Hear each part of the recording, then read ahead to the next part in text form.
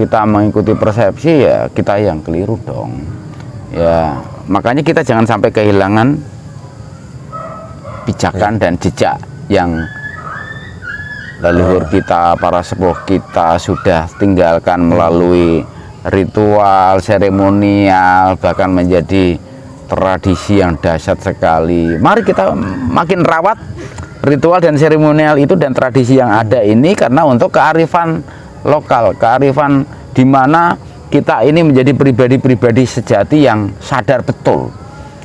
Pribadi-pribadi sejati yang sadar betul tentang siklus hidup, kehidupan, kemuliaan, kesucian, bahkan menghindari aneka keburukan itu tadi. Jadi jangan takutlah dengan persepsi, asumsi, penilaian orang. Jangan takut. Kalau Mbak Kong malah makin mencintai aneka sesama hidup. Ingat, sesama hidup, bukan hanya sesama manusia, sesama hidup. Lihat, kalau ada tanaman sedikit lagi pasti Mbak Kong siramin dimanapun Mbak Kong berada. Ada lahan yang kosong bisa ditanamin supaya bermanfaat, bukan yang buat yang mau, kan gitu. Kemudian gini mah, fenomena yang terjadi gencar sekarang itu, kita membangun transportasi kan, jalan, transportasi, memperbaiki jalan, sarana lalu lintas. Kemudian awalnya itu di samping-samping jalan itu kan sudah ditanami tanaman. Nah sekarang bagaimana kemudian tanaman itu yang udah besar-besar, yang sudah kuat itu, yang kokoh itu kemudian ditebang, dihilangkan semua. Tuh.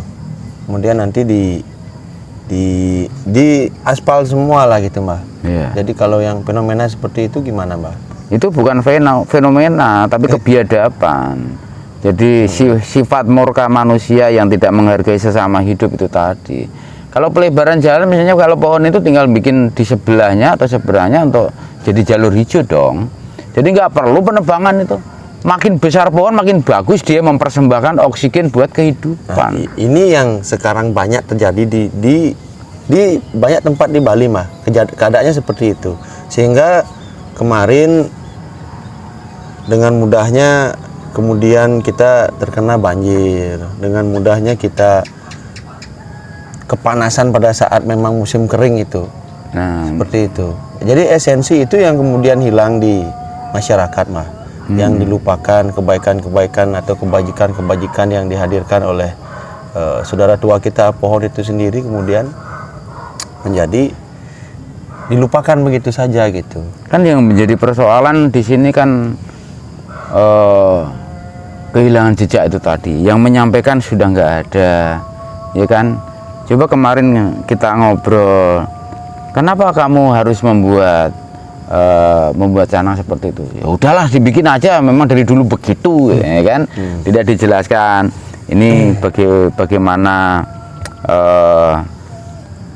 janurnya atau busungnya itu bentuknya, atau kemudian ada berapa bunga, berapa macam ada di canang itu kan gitu. Itu kan jarang sekali dijelaskan.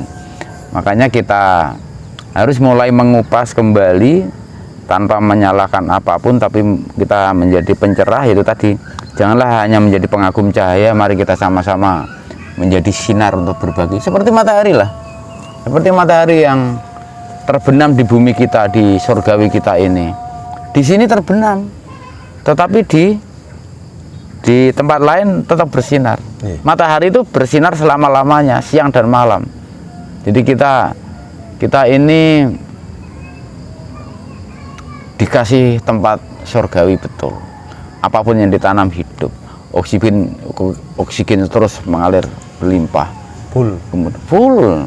Karena kalau coba tanya istrimu yang dokter, kalau dirawat di dokter ini, kalau tidak bisa napas kan dikasih oksigen satu tabung berapa? Terakhir Mbak Kong beli itu kan 1.900.000. Kalau sehari rata-rata itu kan 2 tabung.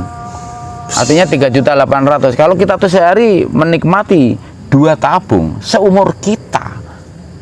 Umurmu 36 tahun, hitung dah. Habis tabungannya. 3.800.000 kali 36 tahun. Ya kan? Berarti kan 365 hari kali 36, bayangkan. Berapa triliun loh jenengan tuh mendapatkan anugerah berkah karunia hanya dengan napas itu saja.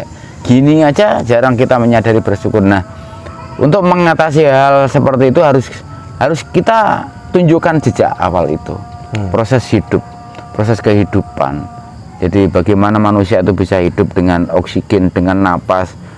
Maka kita harus berterima kasih pada oksigen, bersyukur pada daun-daun yang mempersembahkan oksigen, berterima kasih menyucikan dan memulihkan pepohonan yang memiliki daun-daun yang terus berproses fotosintesa.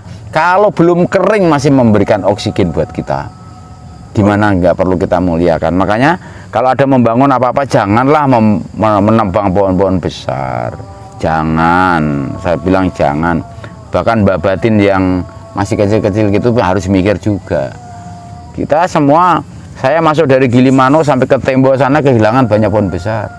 Waktu Mbak Kung tahun 2000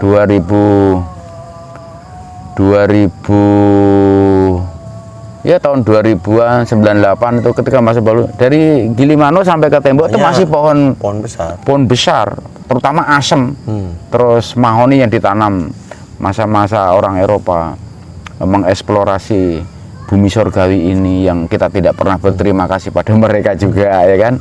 Ini kita kehilangan. Makanya nanti kalau jenengan bangun apapun janganlah menebang pohon, biarkan kalau pohonnya ini kita tetap rawat, kita pelihara, kita muliakan, kita sucikan. Kalau perlu disabut, kalau perlu disabut, boleh kain putih, boleh kain kuning, boleh kain poleng, untuk mengingatkan gitu ya. Iya, untuk mengingatkan, ya, gitu. Bukan untuk kemudian kita mensakralkan, enggak, tapi ingat bahwa ya tetap mensakralkan itu kan memuliakan, menghormati, bukan kita itu menyembah, bukan. Tapi samalah kita itu memuliakan orang tua, saudara kita. Kalau kita ketemu kan salaman, pelukan, dan sebagainya, seperti itulah. Menembah bukan berarti menyembah. Dengan kita itu menghormati, itu kan rasa syukur yang luar biasa. Yang luar biasa. Itu yang perlu kita teladani dan kita jalankan. Perlu kita rawat, perlu kita teguhkan, harus kita gedok tularkan supaya anak cucu kita tidak kehilangan jejak. Makanya sekarang kan kelas berapa? Kelas 2 sudah dikasih pelajaran biologi tentang oksigen toh. Pengenalan dulu. Agar kita tuh makin cinta terhadap lingkungan. Menurut Mbak Kung itu. Mbah, sukses Mbah penjelasannya, Mbah.